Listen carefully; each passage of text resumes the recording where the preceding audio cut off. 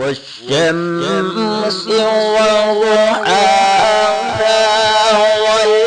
والقمر إذا تلاها والنهار إذا جلاها والليل إذا يغشاها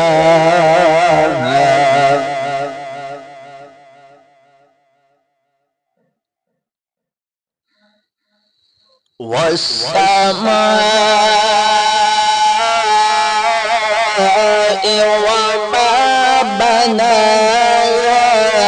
والأرض وما طحاها